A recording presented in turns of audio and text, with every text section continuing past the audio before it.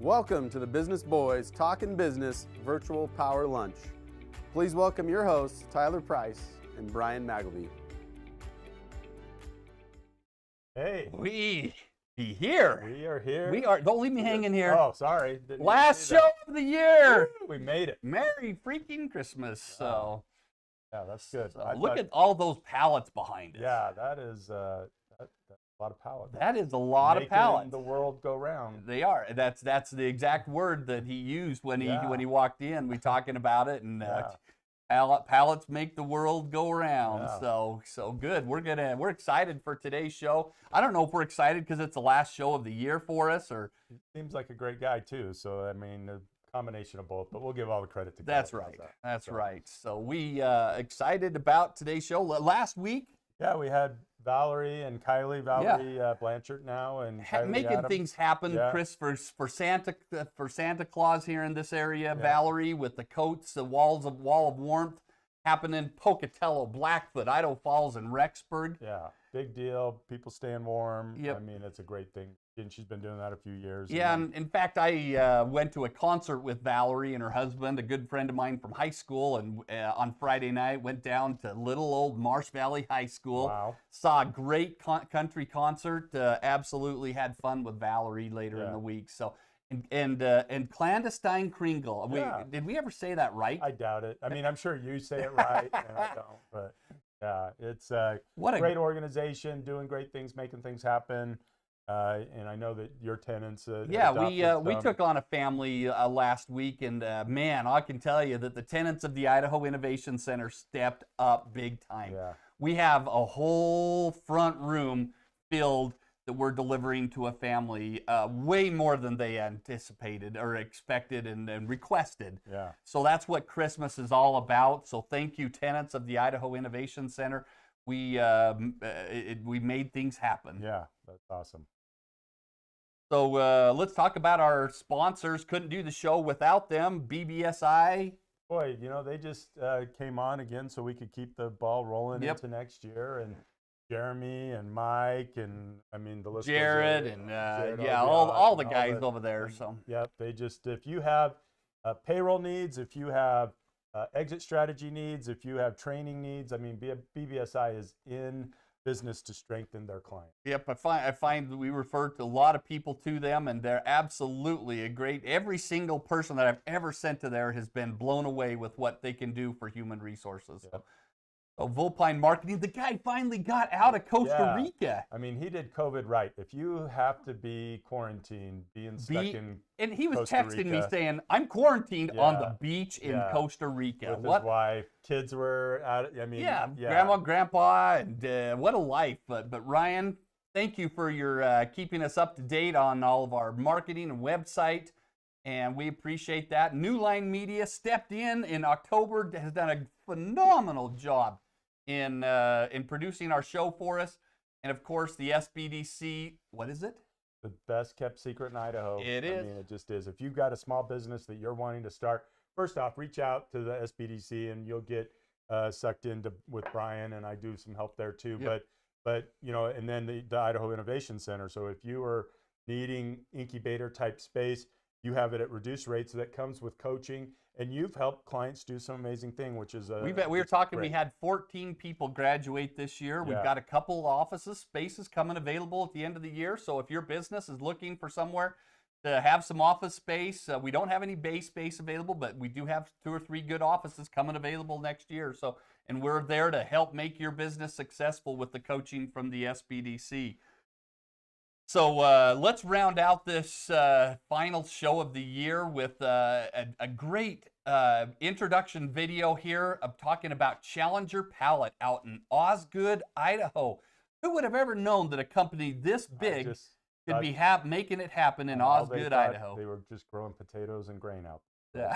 More than that. They do. And so watch this quick video here that will tell you just a little bit about Challenger Pallet. And then we'll welcome Vice President of the company, Kelly Benyon, onto the set.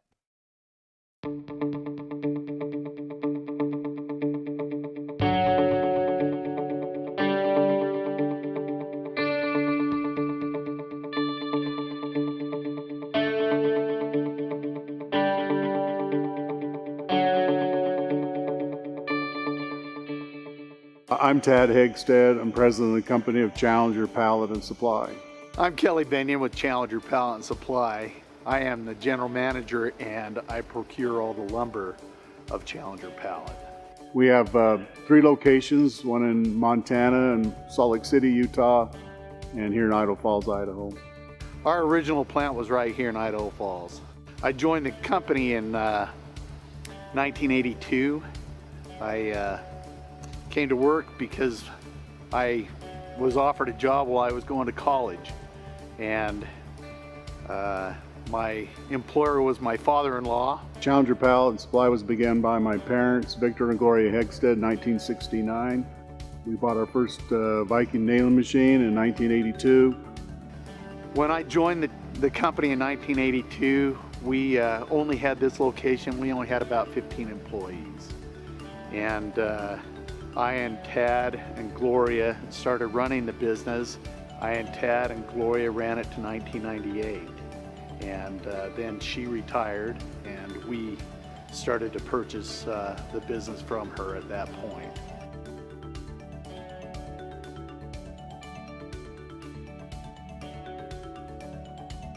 I'm Justin Carley and I am a sales rep with Challenger Pallet. I am Cole Hegstead. I am Vice President of Accounting. I'm Justin Hegstead. I am customer sales rep as well.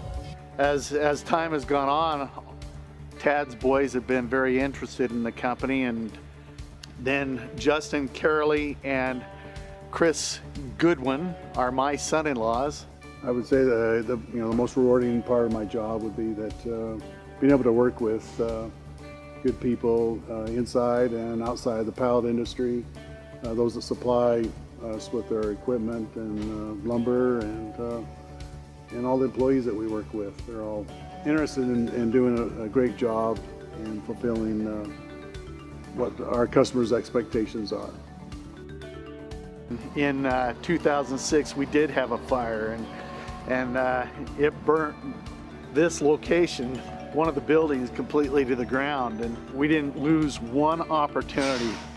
And you know, the interesting thing was, in that fire, within 1 week of having that fire, we had Viking Engineering on the phone, and they found a machine for us and they got it out here, and within 2 weeks we had a machine that was here at this plant in our shop building pallets, and it really made a huge difference for us. The reaction time was incredible, and we had an opportunity to continue with what we were doing here, as well as having the other 2 locations pick up the pieces. It was a really phenomenal experience for us to watch everything kind of be put together in such a tragic situation. And the tragedy was handled well by everybody, and everybody stepped up. We've been so confident, and it's been such a good relationship working with the Viking people. I think at one time we had over 10 champion nailing lines that probably more than anybody else in the United States. And that's how confident we are in Viking and their support in the machines, how well they do. Now we've bought two of the newest machines, the Turbo 606, and we're in 2 different locations to move forward in go to the next phase of Challenger's growth period. We're excited for the future of Challenger Pallet. We have a great legacy behind us. Victor and Gloria Hegstead started the business, and Gloria passed away just this last year. We're going to miss her, but there's a great future ahead of us with the next generation. Viking's been a huge part of that. With the new Turbo 606 coming in, it's just been a real benefit to our company. The production levels have gone up, and we've appreciated the relationship we've had with Viking, and we see a bright future for Challenger Pallet. I'm Kelly Benyon. And I'm Tad Hegstead. And this is our legacy.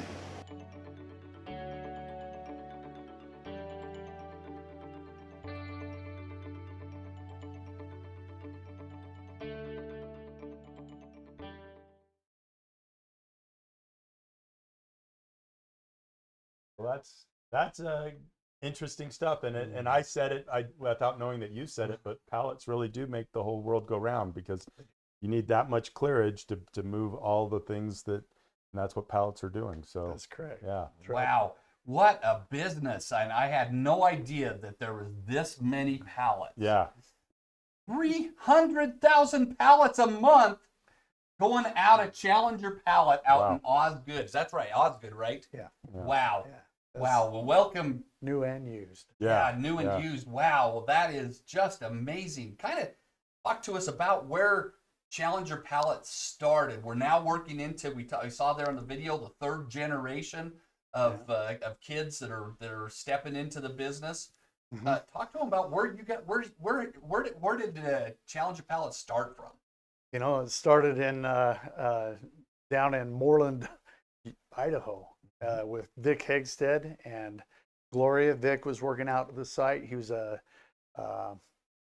engineer out there, and he wanted something different. He didn't want to work for the engineering people anymore. He wanted to go all over the world and do the things that engineering requires, and he decided that he wanted to settle down and do something locally. And so back in 1969, he realized that there was a need for pallets in the industry. They were loading potatoes in trucks by hand. They were taking care of everything by hand.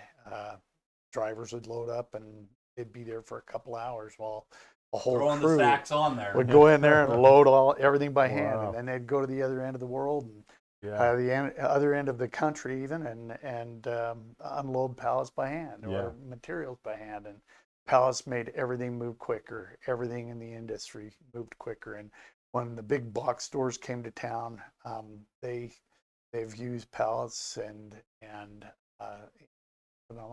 phenomenal pallets. Yeah. And large quantities. And your pallets go where? They go. We stay within about a 5-state area. Right. You know, Montana, Idaho, Wyoming, down in Utah, Las Vegas area. Yeah. All that area there. But we do also have people who are like Lifetime Products is a big corporation, and they have several different plants across the country. And before they had people in their local area do that for them, we were actually loading trucks here and they were shipping them out to that area. Wow. So it's So the expansion. So 1969. Now you have 3 locations. And you're making pallets in all 3 of those locations. That's right. Yep. Utah, Montana, and here in Osgood, Idaho. Right. Talk to us about the automation of some of these. We saw some of them there in the video. Talk to us about what kind of automation you have with your technology. You know, you can start in the backyard with a pallet and build it with crowbars, sawzalls, and hammers. But when you get into the business seriously, you have to look at automation. There's just no other way, especially in today's situation where we've got in this country with the amount of people who are available to work. Yeah. The workforce is declining, and we need to do everything that we can to be able to, automate so that we can get the things done that need to be done in a quicker fashion and do it right. So, no, I think, and then in addition to getting it automated, because your mother-in-law and father-in-law didn't start with it automated. That's right. And so, but was he kind of a driving force in that with his engineering, or how did it get into the automation? Most definitely. In fact, he developed one of the first sorting systems so that people were actually cutting wood on saws, and it would go down a conveyor and land on a Lazy Susan table, and then people would, like this table here that we're sitting in front of, it would just go around in a circle, and they'd have 4 or 5 guys sitting there pulling the different lengths off and stacking it up and getting it ready to go to the nailing machines that they had back then. And these nailing machines were very slow, build maybe 200-300 pallets a day was all. And it was very laborious, but everything was done by hand. But he created this sorting machine that was long, it was efficient, and it did what it needed to do, and it accomplished what it needed. Yeah, yeah. Well, and then in addition to figuring out how to automate and become more efficient, once you start moving a truck with pallets, as we see behind us, then that truck coming back now becomes an expense. So you guys are actually trying to move product or services, or not services, but products for other companies as you're doing this. So there's a lot of moving parts, and all you're doing is putting together pallets, right? That's I mean, correct. Yeah. Yep. Yeah. So how is that branch of it? I mean, you got the pallets, you got the trucking. I mean, what does that all look like on a day-to-day basis? Well, we have I think 8 semis, and then we've got some about 3 local semis down in Salt Lake that do local deliveries down there. But for the most part, what we've done is we've found over time, and that's the part of the business that's really hard, is that when you're really small and you're growing, you go through growing pains. And the growing pains are, you know, here I and Tad are out there on forklifts ourselves, and we're running people on the nailing machines, and sometimes we had to get onto the nailing machine and throw the wood in ourselves. Do all of that to be able to make the plant work, and we had about 15 employees. Now we have about 140 employees. 140 employees. And and with all of that, you've got to decide when is the right time to hire someone who's smarter, to jump in the office and do the things they need to do, so that everybody is working together. And that's what we've got. We've got really great people who have been working for us. We've got family members who have come to work for us, who are given their all to make our company work, and they're in it as well as we are. They understand. But we also have outsiders that we've hired in that really do a great job. We've got a good HR program. We've got a trucking part of our company that is ran by a manager in our trucking division, and it has lots of opportunity for building our business. And he's always looking for loads to come back with, and sometimes we're hauling pallets up and bringing wood back. Sometimes we're hauling other people's things. It depends on what we need to do to be able to grow that business. But there are a lot of moving parts. It's There not is. just nailing a couple pieces of wood together and shipping it there wherever it needs to go. So even the nailing is fully automated. Yeah, it is. In all this. It is. Wow. Yeah. Talk about the lumber prices. I mean, we've seen that it's been affected big time during COVID. Yeah. But how is the lumber prices? I mean, that's all you're dealing with besides a nail in these. How's that affected your business over the last few years? You know, lumber's hard to find sometimes, but it's been constantly going up from just the mid-range of 2020 when COVID was coming on. There were a lot of different things to cause that. People were blaming it on COVID. You know, half our crew is missing. We even had 12 people missing at one point with the coronavirus, and so those were some serious things that were happening that were very difficult to do. And we constantly fought to keep our people working and taken care of. Well, so did the people in the lumber industry. And all your sawmills that are out there, you've got a number of things that have been going on in the industry. There have been fires. Anytime that you see a fire in the industry, and what I mean by industry in the United States, anything that goes on in the United States is a fire.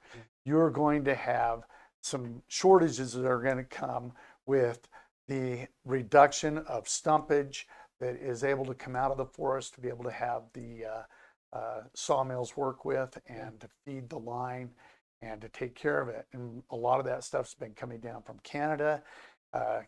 Canada had a major issue out at BC this year. The rains poured, and it's virtually shut down that whole entire area from allowing materials to come into the United States. Wow. And so that's put pressures. That's put pressures on the sawmills that are in the States, and they're trying to keep up, but they don't want to run out of lumber. They've tried to fill their coffers, but we're going into the winter season. You've had because of our weather patterns this year and having kind of a late year of starting with snow and rain and all that, the construction people have been able to continue working, and they're continuing to go along. I heard this morning 1.4 million homes that started last month even, and those are the home. That's the housing starts in this country. Wow. And the whole entire industry is being fed by that lumber. And so what's the prices of your pallets gone? Oh, it's gone from our a normal average standard pallet with really good quality wood was running in 2019 around $12 to $13 a pallet. Yeah. And during July of this year, it went all the way up to $34, $35 a pallet. Wow. It's down to $28, $29 a pallet currently right now. We're talking about some serious price increases in the industry that have, and that's going to all filter down. I saw an article just a few weeks ago in the news that said that President Biden has discouraged the pallet industry from raising prices and keeping prices up and profit taking, and it's just simply not true. Our costs of goods have gone up that much. You raised them because you had to raise them. Right. Steel has gone up. Our lumbers have gone up to stay in business and compete with McDonald's and their $18 an hour that they hire people. We have to hire people to that level. And when we were going into 2019, we were down at our average price of hiring a guy off the street was $10 an hour. Yeah. We're up good then. Now we're $18, $19 an hour. Wow. So there's a lot of things that are feeding these prices. Yeah. So anybody looking to start a business, this is what you have to do. Deal with. The joy of business. But to your industry, because sometimes you'll get, depending on administration, right? Oh, look, you're not good for the environment, and I would disagree with that. Having a father or grandfather from the Northwest, and he did work for mills, but I see what the mills and the places like that do for the environment in terms of replanting and whatnot. But how do you feel about that when you hear, oh, you're bad for the environment? I'm glad you asked. There's a lot of different pallet venues out there. You can get a plastic pallet. You can get a pallet that's put together with pressed wood, whatever you want. But in our industry, in our business, if anybody, you're more than welcome to come out. I'd be glad to show you that every facet of the pallet industry is renewable. We have a renewable resource in lumber. It starts from, like you said, going into the forest and cutting logs down, and when they do that, they don't clear cut anymore. That's very rare that you see an area where it's been clear cut, but the foresters go in and they look at the trees and they determine which ones to cut down. The loggers go in and they pick those trees and they cut them out, and then they turn around and replant, and they take care of that replanting, and that is the start of it. Then it comes into the sawmill. Sawmills take the bark off, and Mount West Bark up here in the north end of our area here, just near Rexburg, takes all that bark in and produces it and makes it into stuff that's compost or materials that go for landscaping and stuff. And then the center of that log goes to, of course, the housing industry, and it goes to the pallet industry as a whole. And then when pallets get used, they get used over and over and over again. They figure the life of a pallet's about 30 to 35 deliveries of that pallet, loading it and unloading it before it needs a repair. It goes over 100 different times before it actually needs to be ground up, and we grind them. We separate the nails. That goes into compost that is sent to the horses, the horse industry. We do horse bedding, we do cattle bedding, we do We fill arenas with it. They colorize it. They use it for landscaping. They use it for any kind of thing that you want. And of course, if you're really close to the mills that produce wafer board or any kind of board that is out there that's pressed together with sawdust, that goes into that. And that's so everything in the lumber industry is used. There is nothing that goes into a landfill. No waste. And those and even landfills have now come to the realization that people don't want that in the landfill. So there's been areas in this, in fact, in this area, you can go out to Monteview and there's a great big tup grinder out there, and they drop that stuff in there and they grind it up and they mulch it out and they spread it across the ground, and it becomes part of that landfill's ability to rejuvenate and replenish that earth as well. So what a business that you've it's built. complex. It's like when you say, oh, we just make pallets, you know. Yeah, there's a lot more that goes to it beyond that. So talk to us about you're with a family organization. Tad is your brother-in-law. Your in-laws started it, and then you're passing it now on to the third generation. So talk about how it's been there with growing this with the family involved there.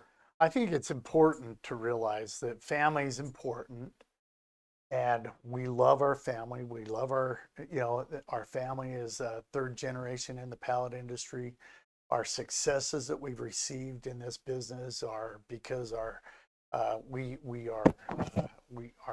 faith driven. We have strong faith in all of us, and what we believe in, and because of our faith in our Heavenly Father and the blessings that we receive, we attribute that to Him. And as a family, as long as we are working hard to keep that continuity together, keep that base so that we have something to work off of, then you can build your family unit, and that family unit can grow together. We've set boundaries in every area. I and Tad started out in the very beginning with, this part's yours, this part's mine. He takes care of his part, I take care of my part. As long as a family unit does that and do it without slacking off and mooching off of each other or anything of that nature, if you're doing your part, that business is going to grow. Wow. And that's what we've got with the boys that are coming up in our family that want to take this business over. They have a strong desire and a strong will to continue to perpetuate what we've done with what we were given. Sons-in-laws are involved on a leadership point, and that, just like you and Tad taking it over from your in-laws, his parents. What an absolute phenomenal business. I mean, look at the quality of those pallets that are on that truck, and to see the kind of business to producing over 10,000 pallets a day out of Osgood, Idaho. Automation. This is what, and I'm glad that you pay tribute there to the family that's built this, and what a growth that you guys have had. And so you've been over 50 years, is that right? That's correct. Yep, we had our 50-year reunion 2 years ago. Wow. So absolutely phenomenal. If you want to see what being an entrepreneur is all about, this is a great example of where you can be at, and you can start from the bare nothing, and you can raise it to a company producing 300,000 pallets a month. Wow, big deal. You gotta like that. So we appreciate you being here. Is there anything else, Kelly, that people out there need to know about Challenger Pallet? Well, when people got online, they saw my I have a statement that I've made. It says there will always be, and it's right here. It's right here in front. There will always be hard times, and it will always look a little bit bleak at first, but through perseverance and hard work, everything's possible. We've had companies, big companies. McCain Foods is a huge company, and they were taking 12 to 1,400 pallets a day, Monday through Sunday, and we never missed a beat with them. We kept them going. there were months when they would go all the way up to from 14 loads a week up to 17, 18 loads a week. And then in January of this year, they decided to go to an automated system that would allow them to utilize a different type of platform in their company that would cool. And it was wood too, by the way, but they use it over and over and over again. And because of that, they went to a whole new platform. Well, I don't know if you've ever read that book, Who Moved My Cheese? But let me tell you, they moved our cheese. And we went from doing all of those pallets to them to doing absolutely nothing with them. Wow. But through the blessings that we've received, as well as the hard work and the effort of our sales team, we never missed a beat. In fact, when we lost them, we thought everything was over, and we thought hard times were before us. And but the hard work, if you live right and you do the right things, what happened? We were blessed. And we've completely replaced that and made it happen. We've got big companies that are moving into this area, in this industry, and you've got to be willing to grow with them. And that's currently what we're doing. We are currently putting together information and trying to gather information to be able to know what that growth is going to be, because we have to look down the road and say, okay, 2-3 years from now, where do we want to be? Where's the industry going to be? We've got Amazon coming on board down in Utah. We've got the inland port. I don't know if you've ever heard of that, but that's it's a port that's inland from the United, and you don't have to bring containers in and drop them in LA. You can bring them, put them on a rail car, and bring them to Salt Lake City, and then bring them to that inland port.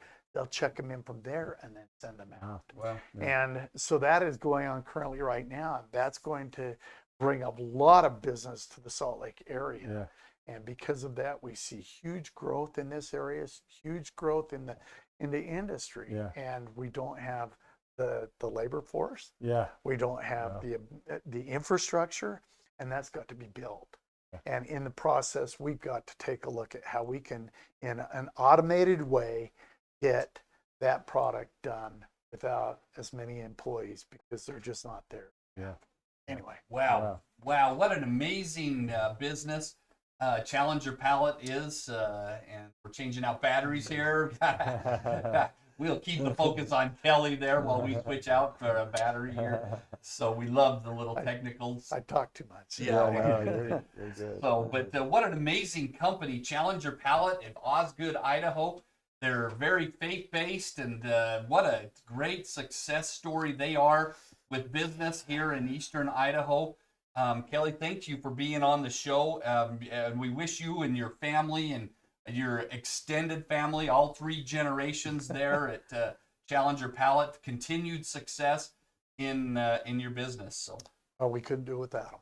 Great. Thank you so much. You betcha. And please stay here. We're going to rotate right on to our training segment. This is a great little principle. We're going to show this video here about the richest man in town. Now, we thought that it was you that was but let's watch this video and see who really is the richest man in town.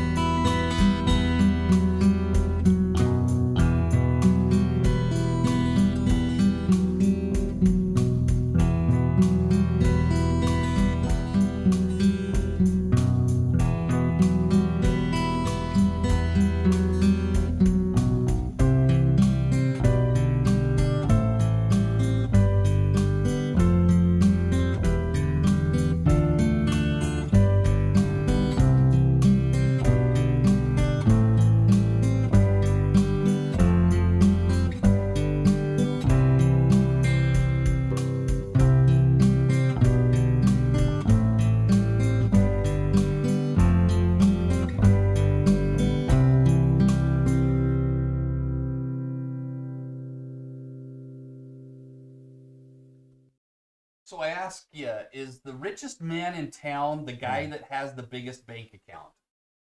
I would say no. Sometimes those people can be miserable, not saying Exactly. but at the same time, not saying money is a bad thing, but Yeah. just like, oh, I enjoy way much time with my grandkids, or maybe not enough at times. But yeah, having grandkids is way better than having kids too. Amen. Yeah. Amen to that. So yeah, the richest man in town is not the guy with the biggest bank account, and we're in a perfect season to be celebrating that. And man, you've seen some very generous people throughout the area that really inspire others to be giving of that.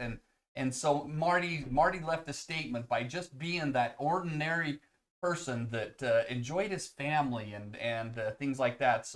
But we have some principles here. This is taken from another book here in town, or not in town, but that we've come by. But who is some things? So we wanted to kind of tie in the end of the year with some things about the 12 commandments of wealth. So let's just kind of quickly go there. Never seek money for money's sake. And I can tell you that that's a principle that I'm sure that Challenger Pallet has used, is never seek money for money's sake. If you do the right things at the right times for the right reasons, you will be blessed. So yeah, and find your perfect pitch and discover your talent. I think the perfect pitch it's got to have sincerity, it's got to have passion behind it, and it's practicing that authenticity, and then it's who you are and what you stand for. And if it doesn't matter if it's pallets or education or whatever your product or service is, you better have a good pitch. Yep. Yeah. Very good. Be your own boss. Of course, that's the biggest thing that we love to talk about. One of the best benefits of being an entrepreneur is being your own boss. Get addicted to ambition. Be early. Show up on time. How important. Nuggets of wisdom here for that a lot of entrepreneurs wonder what it takes to be successful. There's a couple of them right there. Yeah, don't just set goals, execute them. I actually really love that statement. I mean, if you're writing out your goals on January 1 on a piece of paper, and then January 2, you're not even looking at that, the execution of goals is just key. You do. Failure is not fatal. All of us have had those people that have that big client that left you. It wasn't fatal, right? Nope, not at all. So location doesn't matter. In some businesses it does. It depends on your type of business. More yourself to morals. Say yes to sales. Borrow from the best, and never retire. Did you hear that? I'm going to talk to your wife. Make sure that she understands that. Never retire. But Kelly, I see him taking off on his Harley. Yeah. Going out on trips with his wife and enjoying but he'll probably never retire. It's looking that way. Yeah. But here's just some golden nuggets of truth that if you want to be successful in business, here's some good things to stick by. Speaking of the end of the year, we encourage you. Our first show in January, we'll be talking about building some goals and setting the right type of goals to be a leader within your organization. We've got some great announcements of a class that we're going to be running in January for leaders of companies who want to develop their leadership skills. And we'll be teaching that class. We'll be introducing it on our first show in January. So thank you, Ben. Looks like we got a comment there. Great interview. A pallet company is blessing the community for the environment as well. Nice to know. Thank you, Ben. Appreciate the comments. So thank you. 2021 is ending for us and everybody else, unfortunately. So we will be wrapping things up. There will be no show next week. Gonna take a week off and enjoy some time between Christmas and New Year's. Merry Christmas to everybody out there and Happy New Year. And we will see you after the new. Oh, wait a minute. Let's talk. Let's give away. I can't give away this book because it's my only copy of this one. I didn't order another copy of this.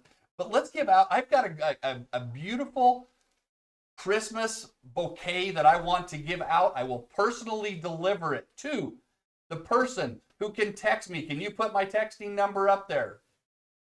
We will have 208-520-9400. There it is. How many pallets does Challenger Pallet give out? Not give out. Make. Sell, make, produce. It's a 6-digit number. So if you can text me what that number is, I've got a beautiful bouquet for you in Christmas that will make Christmas even better. Will you be dressed like Santa Claus when you deliver?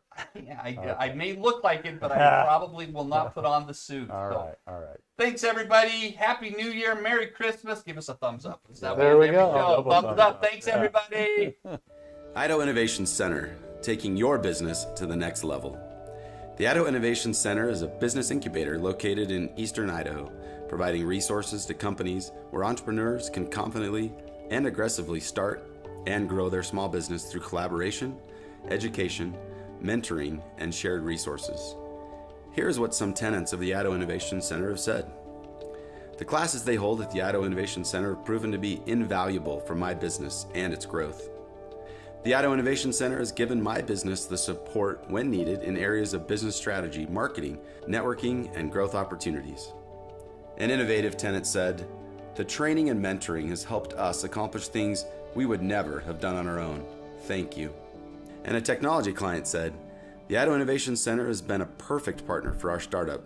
The staff is focused on taking business to the next level, and we have." And finally, I would recommend the Idaho Innovation Center as the best resource to either start or grow your business in eastern Idaho. The Idaho Innovation Center, stimulating entrepreneurial spirit and innovation through business growth and development in eastern Idaho. At the Idaho Innovation Center, entrepreneurs can confidently grow their business through networking and educational opportunities with experienced business professionals. There is access to many free amenities, including one-on-one business mentoring and advising through the Small Business Development Center, conference room usage, and reception services. Everything we do at the Idaho Innovation Center is designed to help keep costs down and energy up for growth-oriented businesses. Let the Idaho Innovation Center take your business to the next level.